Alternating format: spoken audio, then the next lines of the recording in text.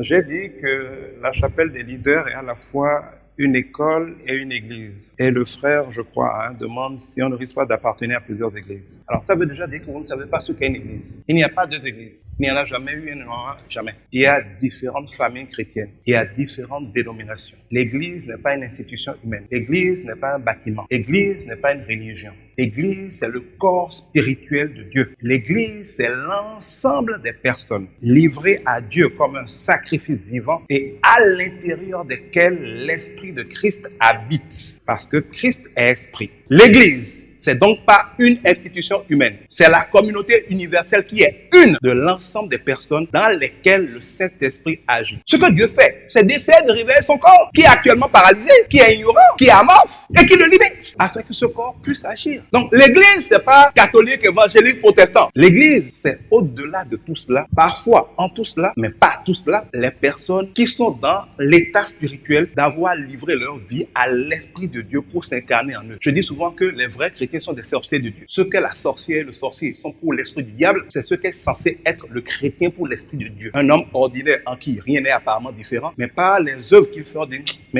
par le mal, la destruction, tout ce qui se produit comme effet de mort, on sait que cette personne, elle a beau sembler naturelle, elle est devenue certainement un instrument de l'esprit du diable. Ça doit être la même chose avec un chrétien. Assurément, celui-ci est fils de Dieu. Son onction, sa puissance, ses révélations, sa paix, sa joie, sa prospérité, tout ça, celui-là, ça doit être un fils de Dieu. C'est-à-dire quelqu'un au travers de qui Dieu agit. Donc, l'église, pour moi, n'est pas sans Jésus pour ici, protestant, méthodique, d'apôtre. Il y a ici des célestes, il y a ici des musulmans, il y a ici des catholiques, il y a ici des évangéliques, il y a ici des athées, il y a ici des gens qui ont fait des groupes ésotériques. Mais s'ils sont ici, je veux croire, sinon je vais les chasser le moment venu, c'est qu'ils sont intéressés par la révélation de Dieu en Christ. Non, moi je ne fais pas de négociation sur ça. Jamais je ne ferai de compromission sur la vérité. Je m'en fous des religions parce qu'elles ne sont que des organisations humaines. Chacune tentant de son mieux avec ce qu'elle croit comprendre, de conduire les gens vers Dieu. En soi, c'est pas mauvais. Mais le problème, c'est que par orgueil, les religions sont devenues les plus grands ennemis de Dieu. Parce qu'au lieu de conduire les gens à Dieu pour les libérer afin qu'ils marchent avec Dieu, on prend les gens en otage, on veut les instrumentaliser au nom de Dieu. On veut les garder pour soi, on veut dire c'est mes fidèles. Moi, je n'ai pas besoin de fidèles. Je ne suis pas immortel. Je veux des gens qui sont fidèles à Dieu. Et ça, c'est pour l'éternité. Je m'en fous de vos religions. Vous allez bien comprendre. Toutes les religions, y compris la religion évangélique, aucune religion n'est parfaite. C'est des groupes d'hommes. Mais elles ont normalement, même si elles le font pas très bien pour la plupart, vocation de conduire les gens à Dieu. On le voit, tout est écrit. C'est l'histoire, par exemple, de Esther avec l'eunuque. L'église est un eunuque. Pourquoi on dit eunuque? Il n'a pas le droit d'avoir des relations avec les femmes. Donc lui ne peut pas chercher une femme qui va lui être fidèle. Il est là pour préparer des femmes qui seront fidèles au roi. Donc lui, il est castré. L'église est censée être castrée. Un vrai serviteur de Dieu est castré. Il ne cherche pas les gens pour s'allier à lui. Il ne cherche pas ses partisans. Il ne cherche pas ses fidèles. Il est castré. Il n'est pas censé avoir des relations avec les épouses de Christ. Mais lui, il est là pour repérer les gens, les appeler, les préparer, leur dire qu'est-ce que le roi aime, leur dire comment se comporter pour quand ils vont rentrer en contact avec le roi